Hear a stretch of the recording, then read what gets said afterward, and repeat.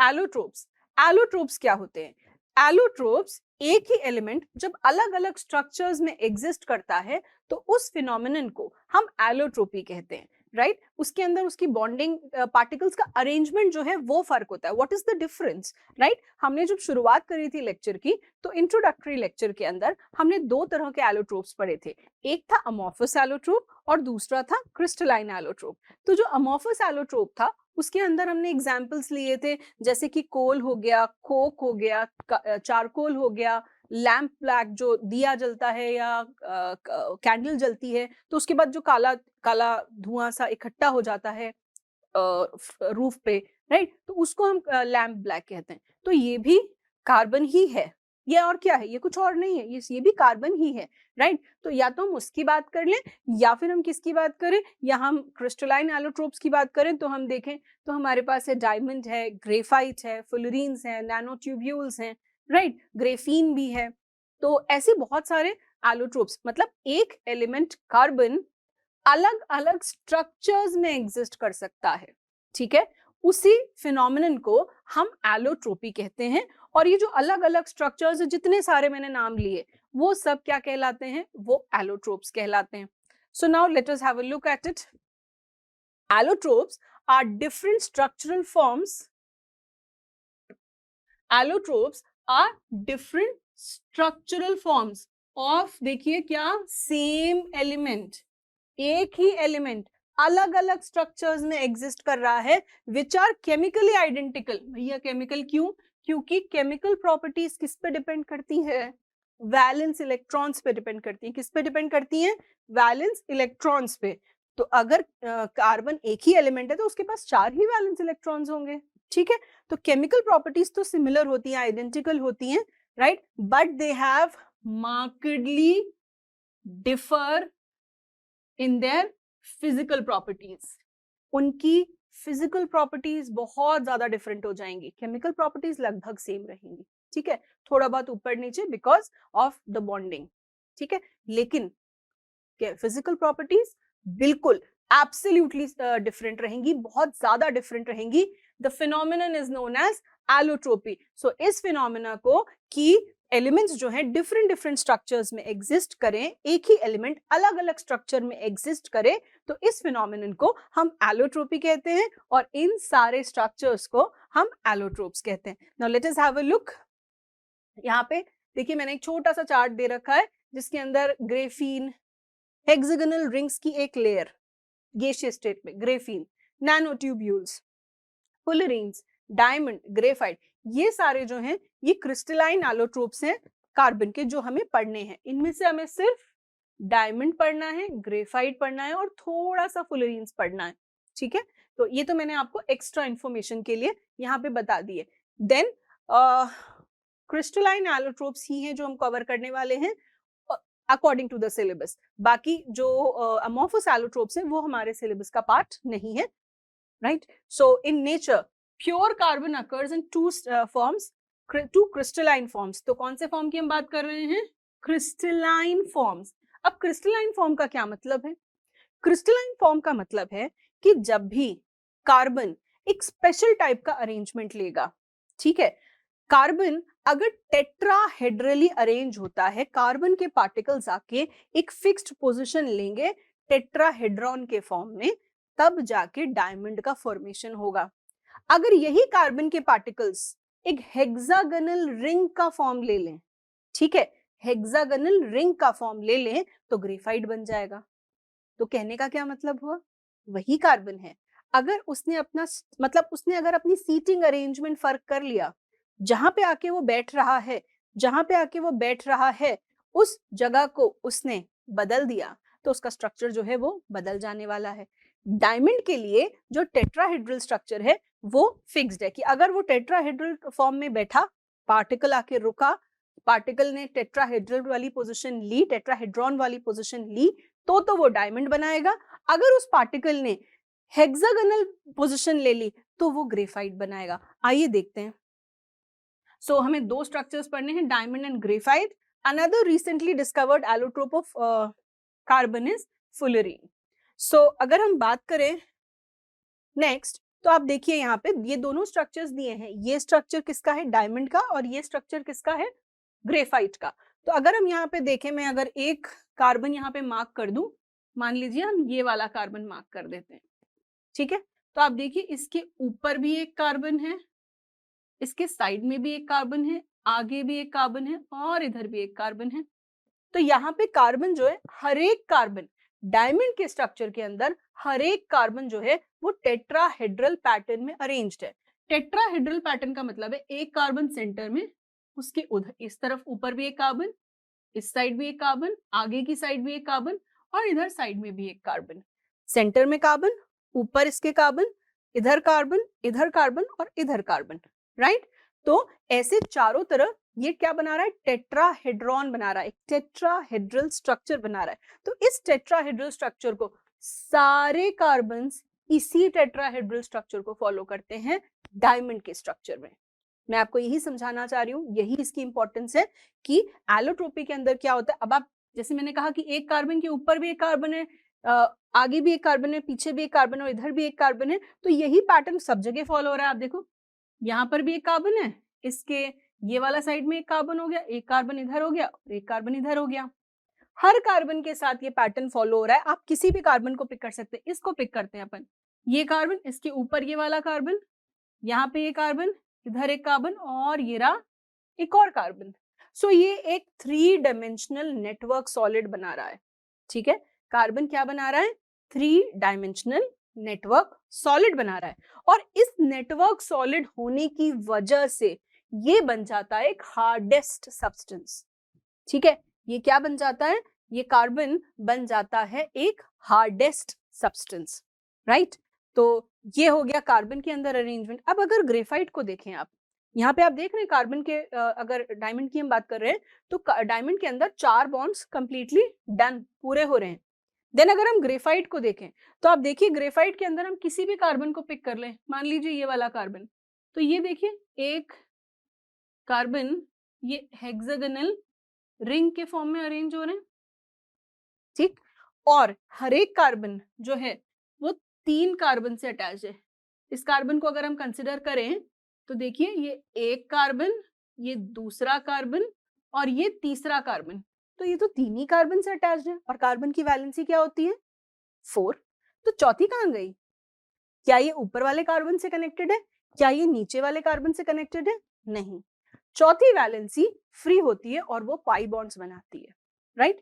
तो चौथी वैलेंसी जो फ्री है या एक पाई बॉन्ड बना रही है, तो उसके अंदर वो कार्बन जो है वो मूवेबल है, मूव कर सकता है।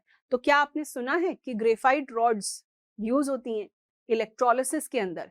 Graphite rods very good conductor होती हैं, ग्रेफाइट एक गुड कंडक्टर ऑफ इलेक्ट्रिसिटी है। कारण क्या है, यही चौथा बॉन्ड जो ग्रेफाइट के कार्बन का फ्री है। डायमंड के अंदर चारों बॉन्ड्स यूटिलाइज हो गए हैं, इसलिए डायमंड जो है it is a bad conductor of electricity. But in graphite 1 electron is free, एक इलेक्ट्रॉन है जो फ्री है, जो दौड़ लगाएगा और इलेक्ट्रिक करंट को कंडक्ट करेगा, right. So therefore graphite is a very good conductor of electricity, graphite is a very good conductor of electricity. साथ में कार्बन है, वो खुद क्या है, कार्बन ही तो है, राइट। तो वो कार्बन है तो वो रिएक्शन में पार्टिसिपेट नहीं करता है इजीली, राइट। तो वो रिएक्शन में पार्टिसिपेट नहीं करता, तो वो इलेक्ट्रोड्स की तरह इस्तेमाल किया जाता है। तो यहाँ पे हमने इन दोनों के स्ट्रक्चर देखे। तो इस तरह की रिंग को हम क्या कहते हैं, यहाँ पे हेक्सागोनल रिंग्स का फॉर्म ले रहा है, हेक्सागोनल रिंग्स बना रहा है ये कार्बन, ठीक है। और ऊपर और नीचे और उसके नीचे वाली लेयर्स जो हैं very weak forces of attraction, जिनको हम von der Waals forces of attraction कहते हैं, उनसे वो लेयर्स जो हैं वो कनेक्टेड हैं, राइट, वो अट्रैक्टेड हैं। तो एक लेयर, दूसरी लेयर, तीसरी लेयर, चौथी लेयर, और सब van der Waals forces of attraction से पैक्ड हैं, राइट। तो इस वजह से क्या होता है कि ये थोड़ा सॉफ्ट होता है, लेयर स्लिपरी होती है। Von der Waals forces of attraction जो हैं वो थोड़े वीक फोर्सेस ऑफ अट्रैक्शन होते हैं। तो लेयर्स जो हैं वो स्लिपरी होती हैं। आपने पेंसिल में यूज करते हैं ना ग्रेफाइट, तो आप सब जानते हैं, राइट। तो जैसे ही आप पेंसिल को पेपर पे ऐसे घुमाते हैं तो एक लेयर स्लिप ऑन होकर उस पेपर को ब्लैक मार्क कर देती है, और वहीं से इसका नाम आया है graphite, right, which means to mark the paper black. Right तो वहीं से उसका नाम आया है और इसीलिए हम उसको लिखने के लिए इस्तेमाल करते हैं। फिर आप इरेजर उस पर डालते हैं, एक बार मूव करते हैं तो वो लेयर वापस रोल ऑफ होके इरेजर पे चली जाती है। सो this graphite marks the paper black. Why? Because the layers are soft and slippery. इन दोनों लेयर्स के बीच में जो फोर्स ऑफ अट्रैक्शन है, जिसको हम कहते हैं van der Waals force of attraction, वो एक बहुत ही ज्यादा वीक फोर्स ऑफ अट्रैक्शन है। और इस वीक फोर्स ऑफ अट्रैक्शन की वजह से लेयर्स आसानी से स्लाइड ऑफ हो जाती हैं। ठीक है, और नेक्स्ट हम बात करेंगे इनकी प्रॉपर्टीज के बारे में। ओके, सो प्रॉपर्टीज अगर हम देखें डायमंड और ग्रेफाइट की, डिफरेंस के फॉर्म में देख रहे हैं, प्रॉपर्टीज के फॉर्म में भी इसको हम याद रख सकते हैं और डिफरेंस के फॉर्म में भी हम इसे याद रख सकते हैं। तो अपीयरेंस की अगर हम बात करें तो डायमंड जो है वो ट्रांसपेरेंट होता है। आपने देखा होगा कहीं ना कहीं, असली में नहीं देखा तो आपने टीवी में देखा होगा, कहीं ना कहीं डायमंड जरूर देखा होगा। तो डायमंड जो है वो ट्रांसपेरेंट होता है, कलरलेस होता है और उसके अंदर टोटल इंटरनल रिफ्लेक्शंस होते हैं, बहुत सारे रिफ्लेक्शंस रिफ्रैक्शंस होते हैं। तो आप जो कहते हैं कि डायमंड शाइन करता है कि स्पार्कल करता है, क्या फर्क है? It sparkles, it does not shine. Shine वाला फिनोमेना हम किस में बात कर रहे थे? मेटल्स, मेटालिक लस्टर में। ठीक है, वहां पे इलेक्ट्रॉन पे लाइट पड़ती है और इलेक्ट्रॉन जंप होके बाहर वाले शेल में जाता है फ्रैक्शन ऑफ अ सेकंड के लिए, फिर वो एनर्जी रेडिएट करता है और वो हमको मेटालिक लस्टर में दिखाई पड़ती है और जंप करके वापस अंदर वाले शेल में आ जाता है। राइट, तो वो होता है शाइन। वहां पे हम बात करते हैं मेटालिक लस्टर की। ऐसा कोई फिनोमिनन यहाँ नहीं हो रहा है। तो यहाँ पे रिफ्लेक्शंस और रिफ्रैक्शंस होते हैं, सॉरी इंटरनल रिफ्लेक्शंस और रिफ्रैक्शंस होते हैं। सो डायमंड जो है वो स्पार्कल करता है, ना कि शाइन करता है। ट्रांसपेरेंट होता है, कलरलेस होता है। देन हार्डनेस की अगर हम बात करें तो diamond is the hardest naturally occurring substance. ठीक है, सबसे ज्यादा हार्ड है। ठीक है, और थर्मल कंडक्टिविटी तो and very good conductor of heat है। Right, and bad conductor of electricity भी है, जो हमने अभी अभी बात करी थी। इलेक्ट्रिकल कंडक्टिविटी जो है वो पुअर है। क्यों पुअर है? इलेक्ट्रिकल कंडक्टिविटी पुअर होने का क्या कारण है? उसके पास वेकेंट बॉन्ड नहीं है, कोई वेकेंट वो कोई फ्री इलेक्ट्रॉन नहीं है। राइट, तो यहाँ पे कोई ऐसा इलेक्ट्रॉन नहीं है जो इलेक्ट्रिसिटी कंडक्ट कर सके, फ्री नहीं है कोई इलेक्ट्रॉन। सारे इलेक्ट्रॉन्स बाउंड हैं, एक दूसरे से बॉन्ड, दूसरे कार्बन एटम से बॉन्ड बनाने में बिजी हैं। तो वो फ्री ही नहीं है कि मूवमेंट ऑफ इलेक्ट्रॉन हो और इलेक्ट्रिसिटी कंडक्ट कर सके। लेकिन ऐसा ग्रेफाइट के अंदर बिल्कुल नहीं है, उसके अंदर एक इलेक्ट्रॉन फ्री है। Every carbon atoms holds a free electron which is capable of moving. ठीक है, तो उसके पास वहां पे मूवमेंट शो होता है और उस मूवमेंट की वजह से ग्रेफाइट इलेक्ट्रिसिटी कंडक्ट कर पाता है। देन डेंसिटी 3510 ग्राम्स किलोग्राम्स पर मीटर क्यूब। राइट, बहुत ज्यादा डेंसिटी है, हाई डेंसिटी है, इसीलिए इसके मेल्टिंग बॉइलिंग पॉइंट्स जो होते हैं वो बहुत ज्यादा हाई हो जाते हैं। इसकी बॉन्ड लेंथ जो है 154 पिकोमीटर है। तो बॉन्ड लेंथ भी डिनोट करती है कि डेंसिटी। बॉन्ड लेंथ का क्या मतलब है? दो कार्बन एटम के बीच में डिस्टेंस। तो जब डिस्टेंस कम होगा तभी तो डेंसिटी बहुत ज्यादा होगी। राइट, और डेंसिटी ज्यादा है तो पार्टिकल्स को मेल्ट करने में, तो सब्सटेंस को मेल्ट करने में बहुत ज्यादा हाई टेम्परेचर की रिक्वायरमेंट है। इसीलिए डायमंड एंड ऑल्सो ग्रेफाइट, इनके भी जो बॉइलिंग पॉइंट्स हैं वो बहुत ज्यादा हाई होते हैं। ठीक है, और इसी तरह से इनकी प्रॉपर्टीज के पे बेस्ड ही उनके यूजेस निकल के आते हैं। क्या? It is used in cutting marble, graphite, glass, hardest substance है ना, कुछ भी कट कर सकता है। तो उसको हम मार्बल को कट करने में, ग्लास को कट करने में, ग्रेनाइट को कट करने में हम यूज करते हैं। देन स्पेशल केसेस में सर्जिकल नाइफ्स में भी यूज होता है। अगेन कट ही तो करना है, तो कहाँ जहां जहां पर बहुत फाइन कटिंग की जरूरत है, सर्जिकल नाइफ सर्जरीज में, वहां पे सर्जिकल नाइफ के टिप्स पे भी यूज करते हैं। देन ज्वेलरी में यूज करते हैं। अगेन ड्रिलिंग भी कटिंग से ही रिलेटेड है, कहीं होल क्रिएट करने से ही रिलेटेड है, तो वहां पर भी हम इससे यूज करते हैं। देन अब्रेसिव्स, किसी चीज को घिसना है, उसके सरफेस को क्लीन शाइन मतलब इवनली क्लीन करना है, ऊपर से चीज उसका सरफेस स्मूथ करना है। राइट, तो वहां पे अब्रेसिव्स की तरह भी हम इस्तेमाल करते हैं। और it is use for polishing hard surfaces, ऐसे हार्ड सर्फेसेस जो और किसी चीज से पॉलिश नहीं हो सकते। But diamond being the hardest substance, आप किसी भी हार्ड चीज से सॉफ्ट चीज को स्क्रैच कर सकते हो। राइट, तो यहाँ पे हम उसको इसलिए भी यूज करते हैं। Then comes graphite. आपने देखा है पेंसिल, ठीक है, तो पेंसिल लेड के अंदर ब्लैक कलर की होती है, शाइनी होती है। शाइनी है, क्यों शाइनी है? अच्छा, कारण क्या है? वही एक अकेला वैलेंस इलेक्ट्रॉन, वही एक इलेक्ट्रॉन जो कि बॉन्डिंग में पार्टिसिपेट नहीं कर रहा, उसको वो एनर्जी गेन करता है, एनर्जी गेन करके फ्रैक्शन ऑफ अ सेकंड के लिए बाहर जाता है, बाहर वाले वैलेंस इलेक्ट्रॉन वैलेंस शेल में, आउटर मोस्ट मतलब आई एम सॉरी, जो एक फ्री इलेक्ट्रॉन है वो क्या करता है, वो जाता है बाहर वाले शेल में, एनर्जी गेन करके बाहर वाले शेल में जाता है, कुछ देर वहां रिवॉल्व करता है, एक्स्ट्रा एनर्जी रेडिएट करके वापस अंदर वाले शेल में आ जाता है, और वो जो एक्स्ट्रा एनर्जी वो हमको शाइन या लस्टर के फॉर्म में दिखाई पड़ती है। तो यही चीज ग्रेफाइट के केस में भी हो रही है, शाइन या लस्टर के फॉर्म में दिखाई पड़ता है। कारण मैं फिर से पूछ रही हूँ आपसे, कारण वो एक free electron.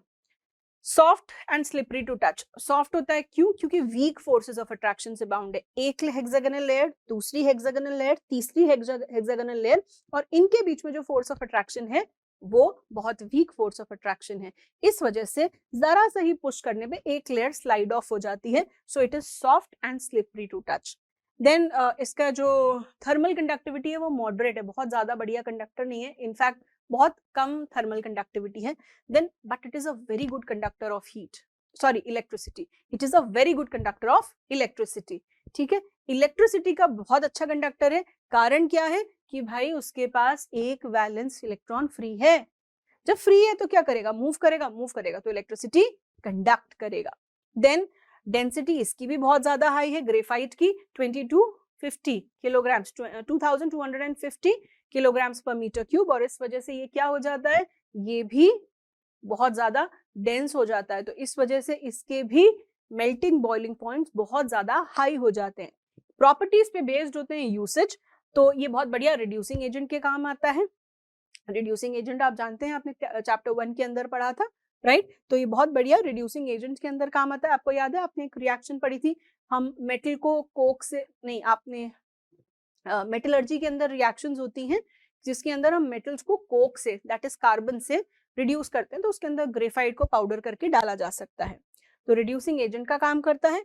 Dry sales, battery जो टॉर्च में सेल डालते हैं उसके अंदर, ड्राई सेल्स के अंदर भी इलेक्ट्रोड का काम करता है, इलेक्ट्रोड्स की तरह इलेक्ट्रोलिटिक सेल्स में यूज किया जाता है। कारण इलेक्ट्रिसिटी का गुड कंडक्टर है लेकिन खुद रिएक्शन में पार्टिसिपेट नहीं करता है।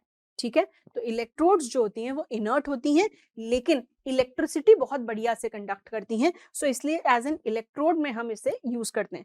इलेक्ट्रिक आर्क में भी इसीलिए यूज करते हैं। फिर ड्राई लुब्रिकेंट की तरह यूज होता है।